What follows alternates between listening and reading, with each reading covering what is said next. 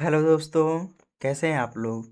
हम आशा करते हैं कि आप लोग अच्छे होंगे और अपने पढ़ाई में व्यस्त होंगे। तो हम लोग पढ़ रहे थे क्लास 12 बायोलॉजी का एक नया चैप्टर जिसका नाम था जैव विविधता एवं संरक्षण। तो उस चैप्टर का आज दूसरा लेक्चर होने वाला है। अगर आप नए हैं, अगर पहले लेक्चर को नहीं देखे हैं तो जाकर उसे तुरंत देख लीजिए। तो चलिए ज़्यादा देर न करते हुए हम इस लेक्चर की शुरुआत करते हैं। तो उससे पहले जो लेक्चर हुआ था और जो लास्ट टॉपिक था उसका नाम था पृथ्वी तथा भारत में कितनी जातियां हैं। तो उसी के आगे हम लोग कंटिन्यू करते हैं। तो आइए स्टार्ट करते हैं। रॉबर्ट में एक वैज्ञानिक थे जिन्होंने बताया था कि उनके अनुसार इस पृथ्वी पर 7 मिलियन जैव विविधता मिल रही है। ठीक है, किसने बताया था? रॉबर्ट में ने बताया था कि भाई हमारे अनुसार इस पृथ्वी पर 7 मिलियन जैव विविधता मिल रही है। ठीक है, और जो 7 मिलियन जैव विविधता मिल रही थी उनमें से केवल 22% जैव विविधता की खोज कर ली गई है। किसने बताया था? रॉबर्ट मे ने इन चीज़ों का आकलन किया था। ठीक है, क्या क्या था? आकलन किया था, रिसर्च किया था, और इसके दौरान उन्होंने दो बिंदु बोला। पहला बिंदु कि भाई इस पृथ्वी पर 7 मिलियन जैव विविधता मिल रही है और इनमें से केवल 22% जैव विविधता की खोज अभी तक हुई है। ठीक है, चलिए आइए हम लोग आगे चलते हैं। तो आगे हम बात करें कि जो वर्तमान है, ठीक है, वर्तमान समय में कितनी जैव विविधता मिल रही है। ठीक है, तो अगर हम लोग कुल जैव विविधता की बात करते हैं तो कितना होता है? 17 से 18 लाख, यानी कि 1.7 से 1.8 मिलियन जैव विविधता देखने को मिल रही है। और उनमें से 70% से ज़्यादा जंतु हैं। क्या है? जंतु हैं। और उसमें से सबसे ज़्यादा कीट हैं। कितना? 70%। ठीक है, और 22% से अधिक नहीं है। क्या नहीं है? पादप, शैवाल और कवक 22% से अधिक नहीं है। 70% से ज़्यादा तो जंतु हैं और 22% से अधिक नहीं है। क्या नहीं है? पादप, शैवाल और आपके कवक। ठीक है, आइए आगे हम चलते हैं। तो आगे हम पढ़ेंगे हमारा जो भारत है, भारत में कितनी जैव विविधता देखने को मिल रही है। ठीक है, पृथ्वी का पूरा भाग का 2.4% भाग किसमें है? भारत में है। ठीक है, और टोटल जैव विविधता का 8.1% भाग किसमें है? भारत में है। ठीक है, पृथ्वी का पूरा भाग का 2.4% भाग भारत में है और टोटल जैव विविधता का 8.1 भाग भी किसमें है? भारत में है। ठीक है, और जो 8.1% भाग जैव विविधता का भारत में है उसमें 45,000 पादप हैं। ठीक है, और 90,000 आपके जंतु हैं। ये किसकी बात हो रही है? भारत की हमारे बात हो रही है। ठीक है, चलिए आगे हम चलते हैं और पढ़ते हैं अगले टॉपिक की तरफ। तो जो अगला टॉपिक है उसका नाम है जैव विविधता के प्रतिरूप या पैटर्न। ठीक है, इसको समझिएगा। प्रतिरूप का मतलब होता है व्यवस्था, या तो रूप कह सकते हैं। प्रतिरूप यानी कि व्यवस्था है कि जो हमारी जैव विविधता है इसकी व्यवस्था कैसी है। ठीक है, तो इस जैव विविधता की व्यवस्था को हम दो प्रकार से देखेंगे। पहला अक्षांशीय प्रवणता के आधार पर और दूसरा जातीय क्षेत्र संबंध के आधार पर। तो आइए आगे पढ़ते हैं अक्षांशीय प्रवणता के बारे में। तो हेडिंग है हमारा अक्षांशीय प्रवणता। तो सबसे पहला बिंदु हम पढ़ेंगे अक्षांश के बारे में कि अक्षांश होता क्या है। तो अक्षांश क्या होता है? मध्य रेखा से दूरी। मध्य रेखा से जो दूरी होती है उसे हम लोग क्या कहते हैं? अक्षांश कहते हैं। आइए इसको हम लोग डायग्राम से समझने का प्रयास करते हैं। ठीक है, तो ये जो डायग्राम आपको दिख रहा है ये है आपके पृथ्वी का डायग्राम। ठीक है, अब पृथ्वी का जो बीच वाला भाग होता है, जो बीच सेंटर वाला भाग होता है उसे बोलते हैं मध्य रेखा। मध्य रेखा या मध्यांश रेखा। ठीक है, तो मध्य रेखा से जो दूरी होती है ये वाला, ठीक, ये वाला पार्ट यहाँ से यहाँ तक और ये वाला पार्ट यहाँ से यहाँ तक। ठीक है, इसको कहा जाता है अक्षांश। क्या कहता है? अक्षांश। अब जो अक्षांश होता है इसमें कुछ क्षेत्र आते हैं, जैसे मध्य रेखा से जो पास वाला क्षेत्र होता है उसको उष्ण कटिबंधीय क्षेत्र कहते हैं, और उसके ऊपर वाला क्षेत्र उपोष्ण क्षेत्र कहलाता है, और उससे ऊपर वाला क्षेत्र शीतोष्ण क्षेत्र कहलाता है, और सबसे ऊपर वाला क्षेत्र ध्रुवीय क्षेत्र कहलाता है। वैसे ये वाला पार्ट मध्य रेखा के पास वाला पार्ट आपका उष्ण कटिबंधीय क्षेत्र कहलाता है, फिर उसके आगे वाला भाग आपका उपोष्ण कहलाता है, फिर उससे आगे वाला भाग आपका शीतोष्ण कहलाता है, फिर उस सबसे नीचे वाला भाग आपका ध्रुवीय क्षेत्र कहलाता है। मतलब कि जैसा ऊपर रहेगा वैसा ही नीचे रहेगा। ठीक है, अब आप आगे समझिएगा कि यहाँ पर आपको सूर्य देख रहा होगा। ठीक है, अब इस सूर्य से जो भी रोशनी निकल रही है, ठीक है, जो भी रोशनी निकल रही है वो आप देख सकते हैं कि सबसे ज़्यादा रोशनी एक भाग पर बहुत ज़्यादा देखने को, मतलब कि एक क्षेत्र में सबसे ज़्यादा पड़ रही है। ठीक है, ये जो सूर्य का जो रोशनी है वह क्या एक क्षेत्र में सबसे ज़्यादा देखने को मिल रही है। ठीक है, और कुछ क्षेत्र में इनका जो सूर्य की रोशनी है कम पड़ रही है। ठीक है, कुछ क्षेत्र में सबसे ज़्यादा रोशनी देखने को मिल रही है और कुछ क्षेत्र में रोशनी बहुत कम देखने को मिल रही है। ठीक है, और में कुछ ज़्यादा। ठीक है, तो जिस क्षेत्र में रोशनी सबसे ज़्यादा पड़ती है, ठीक है, वहाँ क्या होता है? पादप होंगे, क्योंकि पादप प्रकाश के उपस्थिति में अपना भोजन बनाते हैं। ठीक है, और जब पौधे होंगे तो बहुत सारे जीव जंतु होंगे। तो हम कह सकते हैं कि ये जो प्रकाश है या रोशनी है ये कहाँ पड़ रही है?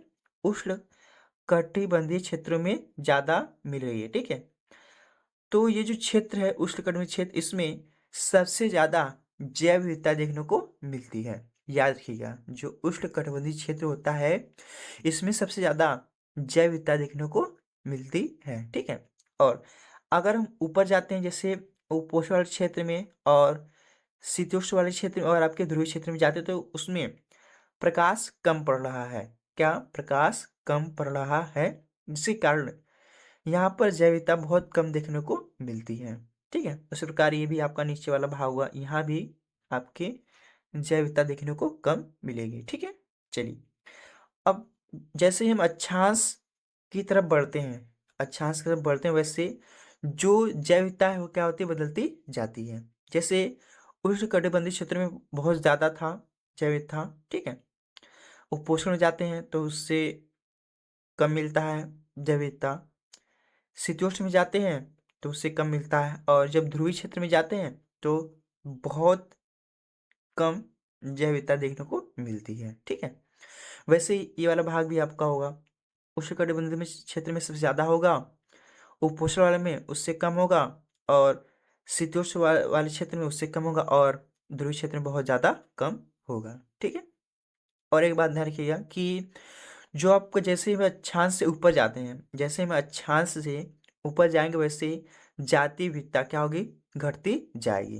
क्या होगी? घटती जाएगी। हमने अभी 2 बिंदु बताया कि पहला बिंदु यह था वह अक्षांश क्या होता है भाई? मध्य रेखा से दूरी।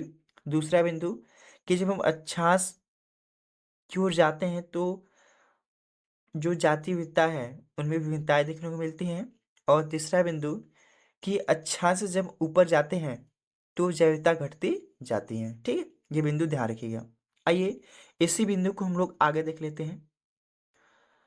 तो जो दूसरा बिंदु है वह है अक्षांश के साथ जातीय विविधता बदलती है। अभी हमने बताया कि भाई जैसे हम अक्षांश के साथ ऊपर जाते हैं तो भाई जातीय विविधता बदलती रहती है। ठीक है, तीसरा बिंदु अक्षांश बढ़ता है तो जैव विविधता घटती है। जैसे आप अक्षांश से ऊपर जाएंगे, जैसे उष्णकटिबंधीय क्षेत्र से ऊपर जाएंगे, वैसे ही क्या होगा? आपकी जातीय विविधता यानी कि सॉरी जैव विविधता घटती है। ठीक है, चौथा बिंदु अधिकतम जैव विकास सॉरी जैव विविधता अधिकतम जैव विविधता उष्णकटिबंधीय क्षेत्र में मिलता है। ठीक है, तो जो सबसे ज़्यादा जैव विविधता होती है वो उष्णकटिबंधीय क्षेत्रों में मिलती है। ठीक है, तो उष्णकटिबंधीय क्षेत्र में क्या क्या मिलता है, आइए उसको हम लोग 3 एग्जाम्पल की सहायता से समझने का प्रयास करते हैं। ठीक है, चलिए तो जो पहला एग्जाम्पल है उसमें सबसे पहले कोलंबिया। ठीक है, कोलंबिया उष्णकटिबंधीय क्षेत्र में पाया जाता है। अब इस उष्णकटिबंधीय क्षेत्र में 1400 प्रकार के पक्षी देखने को मिलते हैं। वहीं हम न्यूयॉर्क की बात करें, जो उपोष्ण क्षेत्र में मिलता है, वहां पर 105 प्रकार के पक्षी देखने को मिलते हैं। ठीक है। वही तीसरा बिंदु, जो आपका ग्रीनलैंड है, ग्रीनलैंड जो कहाँ है, ध्रुवीय क्षेत्र में होता है, यहाँ पर 56 प्रकार के पक्षी देखने को मिलते हैं। वहीं अगर हम लोग भारत की बात करें, तो भारत उष्णकटिबंधीय क्षेत्र में आता है। ठीक है। और हमारे भारत में 1200 प्रकार के पक्षी देखने को मिलते हैं। ठीक है। आइए दूसरे एग्जाम्पल की तरफ चलते हैं। तो दूसरे एग्जाम्पल में, ठीक है, एक जंगल है। क्या है? जंगल, जो इक्वाडोर यानी कि उष्णकटिबंधीय क्षेत्र में होता है, जहां पर सनवहनी पादप, देखिए सनवहनी पादप का मतलब था जाइलम और फ्लोएम। जाइलम फ्लोएम जिसमें पाए जाते हैं उसे बोलते हैं सनवहनी पादप। ठीक है। जैसे टेरिडोफाइटा, जिम्नोस्पर्म और एंजियोस्पर्म में आपके सनवहनी पादप पाए जाते हैं। ठीक है। दूसरा बिंदु, जो यूएसए होता है, यूनाइटेड स्टेट ऑफ अमेरिका, ये मध्य पश्चिमी के भाग का जंगल होता है। ठीक है। जैसे कि हम एग्जाम्पल में, सॉरी, चित्र में आपको दिखाएं। ठीक है। तो ये आपका जो उपोष्ण वाला क्षेत्र था, ये वाला, ठीक है, इसके पश्चिम में, ठीक है, पश्चिम के मध्य भाग में क्या आता है आपका, यूएसए स्थित होता है। ठीक है। अब जो आपका यूएसए का जो जंगल होता है, ठीक है, वहां पर सनवहनी पादप भी मिलते हैं। वहां पर क्या होते हैं? सनवहनी पादप मिलते हैं। अब जो यूएसए होता है, उसके अपेक्षा इक्वाडोर के जंगल में क्या होता है, 10 गुना प्रकार के सनवहनी पादप देखने को मिलते हैं। ठीक है। 10 गुना सनवहनी पादप देखने को मिलते हैं। कहाँ पर? उष्णकटिबंधीय क्षेत्र में देखने को मिलते हैं। ठीक है। चलिए अब बढ़ते हैं एग्जाम्पल 3 की तरफ। तो एग्जाम्पल 3 है हमारा कि जो दक्षिणी अमेरिका है, जब हम अमेरिका के दक्षिण वाले भाग में आएंगे, ठीक है, तो वो दक्षिणी अमेरिका कहलाएगा। जो पृथ्वी का सबसे बड़ा जंगल है, क्या है? पृथ्वी का सबसे बड़ा जंगल है, जिसे अमेजन कहते हैं। आइए इसको हम लोग चित्र में समझने का प्रयास करते हैं। यहाँ पर जो चित्र था, ठीक है, हमने बोला था यहाँ पर क्या उपोष्ण के, यहाँ पर क्या आपका ये यूएसए है। तो यूएसए के जब ये जो भाग होता है, ये वाला, ठीक है, क्या होता है? ये दक्षिणी अमेरिका होता है। क्या होता है? दक्षिणी अमेरिका, जो आपके उष्णकटिबंधीय क्षेत्र में आते हैं। ठीक है। चलो, तो आपका जो अमेजन था, क्या था? अमेजन, ठीक है, वो क्या है? पृथ्वी का सबसे बड़ा जंगल, इसे पृथ्वी का फेफड़ा भी कहते हैं। तो अमेजन जो जंगल है, वो क्या है? अधिकतम जाति विविधता देखने को मिलते हैं। यानी कि जो अमेजन जंगल है, उसमें सबसे ज्यादा जैव विविधता देखने को मिलती है। अब ये जो अमेजन है, वो किस क्षेत्र में होता है? उष्णकटिबंधीय क्षेत्र में पाया जाता है। ठीक है। चलो आगे चलते हैं। तो जो आपका अमेजन जंगल है, क्या है? अमेजन जंगल, उसमें 40,000 पादप की जातियां, 3,000 मछली की जातियां, 1,300 पक्षी की जातियां, 427 उभयचर की जातियां, 427 स्तनधारी की जातियां, 378 सरीसृप की जातियां, 1,25,000 अकशेरुकी की जातियां देखने को मिलती हैं। किसमें? अमेजन के जंगल में। ठीक है। तो आज के लिए हम इतना रहने देते हैं। अगर आप लोगों को समझ में आया होगा, तो हमारे इस चैनल को लाइक एंड सब्सक्राइब जरूर कीजिएगा, और यह वीडियो अपने दोस्तों के साथ शेयर जरूर कीजिएगा। तो हम लोग मिलते हैं इसी तरह अगले लेक्चर में। तब तक के लिए टाटा, बाय बाय।